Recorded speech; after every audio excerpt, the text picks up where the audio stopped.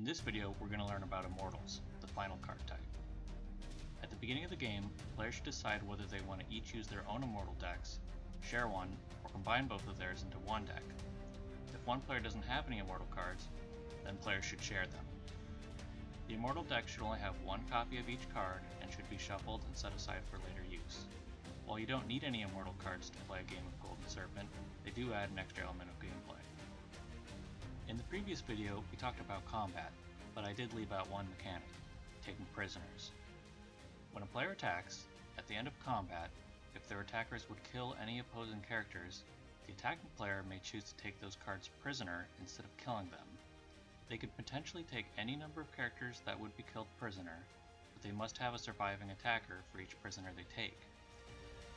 For example, if you attacked with 3 characters, but 2 of them were killed, you could only take up to 1 prisoner. Place any prisoners you take next to your leader card to show that it's been captured. Prisoners can't use any abilities or attack. Furthermore, if a character had any relics equipped to it prior to being taken prisoner, all of those relics are destroyed. If a player has any prisoners, and that player's leader is attacked without being intercepted, the attacking player receives the prisoner.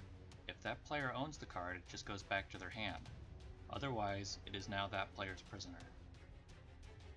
During a player's play phase, if they have any prisoners, they may sacrifice them to summon an Immortal card by drawing the top card from the Immortal deck and putting it into play under their control.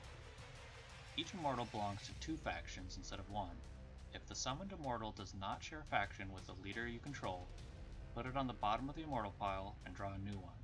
Repeat this process until you draw one that shares a faction with one of your leaders.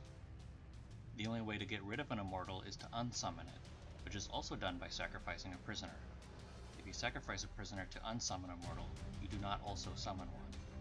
Immortals each have a number of abilities that will modify gameplay, and an attack bonus, which will be added to the damage total of your attackers every time you attack.